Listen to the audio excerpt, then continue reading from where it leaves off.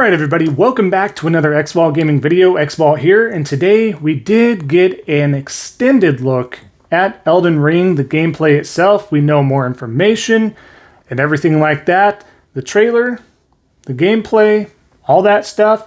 Let's go ahead and break it down, get my thoughts and opinions on this, and let's go ahead and jump to it.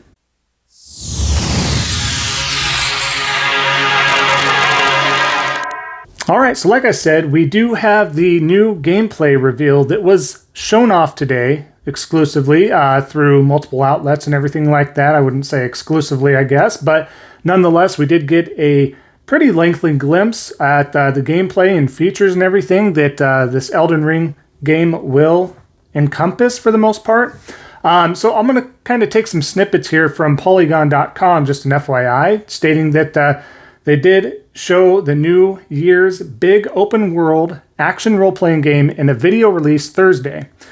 So the new gameplay footage comes ahead of a playable network test, don't forget, for Elden Ring that will run from November 12th through the 14th, which I haven't gotten a response back on that. Let me know if anybody out there has gotten a response back on the network test. That is coming up awfully soon, so hopefully I'm one of the lucky ones that gets to test this out, because I would really love to get my hands on it, because I'm a back and forth kind of guy here on that, because I'm a Souls fan, but not as much of a Souls fan as everybody else, and I prefer the hard play of like a game like Kena, where you're a little bit quicker, as in the Souls-like games, it's a little bit slower in the combat. That's not a knock, that's just the way the game is, and each and everyone's preference, of course, but I have nothing but good stuff to say about this, just an FYI, but that's just my personal preference of gameplay type of stuff. But the 19-minute preview of Elden Ring does showcase a variety of environments and gameplay that players can expect. Developer From Software highlights features that are new to the brand of action RPG, including traversing a vast map on horseback, what appears to be a random encounter with a giant dragon, no less, and in an actual map interface. Viewers also get a look at multiple styles of gameplay, including hand-to-hand, sword and shield, magic, stealth, and the option to summon other players and even AI-controlled companions called spirits in battle. The player also visits what From Software is referring to as a legacy dungeon called Stormvale Castle, a challenging area that will offer multiple paths to victory and great rewards. There's even a pot boy encounter. So, as you'll see, and if you ever watched the gameplay, or if you haven't yet, go check it out, obviously. Don't just only check my video out. If you are checking it out, definitely find the gameplay video. Skip ahead to the, I don't know why they keep the 10 to 15 minute wait countdown is on there, but skip ahead to that and obviously wait. I'm surprised they didn't trim that down later. Maybe they have at the time of this recording. I don't know. So at that point in time, though, we will be seeing the game come to PS4, PS5, Windows PC, Xbox One, Series X, and all that on February 25th of 2022. So we're not too far off. So like I was saying, there's a stacked games release dates around that time period. We're going to be very busy.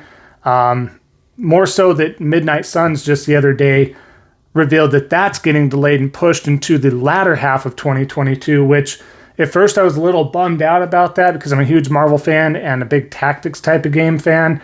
And I got to thinking about it, and I'm like, yeah, it's just going to get lost in the shuffle. As good of a game as it probably is or can be, it's going to be lost in the shuffle ultimately. So I'm kind of thankful that it does get pushed back a little bit later, but hopefully that doesn't coincide with God of War Ragnarok, because that's the other one I'm thinking will release towards the latter half of 2022. We'll see for sure when that is announced as well. But back to Elden Ring. Ultimately, I was really, really impressed with this trailer. Again, I'm a moderate Souls fan. I will dabble in it. I really did enjoy my time with Demon Souls. I messed around with the other Dark Souls games. And I never beat a single one, because that's just not my cup of tea in regards to how that plays out. But for those that love it, man, they love it. And there's nothing wrong with that. In fact, there's nothing wrong with any of those games. They are amazing games in their own right. So this one has piqued my interest even more, though, because A, it's open world. B, the combat looks a tad bit faster, not to mention you have a bunch of different abilities where you can kind of stay away from enemies and really kind of use those abilities like you would see with the spirits and co-op play and stuff on some bosses or open world things as well. So it's really intriguing. I like the traversal. It's just a mix of Souls-like games, but with a touch of maybe some Lord of the Rings and a touch of Breath of the Wild and stuff like that. I think that graphically speaking, I think it looks phenomenal. I think Demon Souls has an edge on it in regards to that. But again, Bluepoint had the mappings to just really focus on that alone, where that was a next gen or a current gen game at that point, where this one still has to tailor itself to previous gens due to the limited availability to everybody having their hands on a next gen console, which would now be a current gen console. I really want to get over saying next gen because it's been out for really close to a year now, the Series X and the PS5. So current gen is here. There is no next gen. I know some of those out there are saying next gen because there's a lot of folks that still haven't gotten their hands on one. I totally understand. As a matter of fact, I've been trying to help people procure a current gen system right now, actually for like the last 3-4 months. And like 5 or 6 months ago was the last one I was able to help somebody get, and they paid me back or whatever. I did not scalp it. I did not oversell, just a straight shoot for shoot so I can help them out. I like helping people out that are truly gamers and want to game, and they enjoy that. But it has been very difficult for me to try and obtain another one. I've been striking out, and this is a guy that can, at this point in time, more or less get on real quick with my phone just to try and grab one, take 5 minutes and grab one. So luckily I was able to, or the times that it did pop up, but nonetheless, it's been very difficult is the point of that story. And even with me trying very hard for other folks, I couldn't obtain another one. Let's say my system is out of warranty and I need another system. I'm out of luck. I've not been having any luck getting a new console. I wouldn't have any luck getting one myself again anytime soon. So hopefully that rests easily as of next year at some point when those CPU shortages hopefully start to tailor back, as long as no other hiccups happen. But that's just an offshoot topic there. But ultimately, yes, this looks so good. I'm very impressed with everything it's showing, the ease of traversal, the landscape, the enemies, the lore, the story. I feel already from what they've shown is going to be on a great scale. Obviously, this is coming from J.R.R. Tolkien, right? No? Right? Game of Thrones? Apologies if I messed that name up.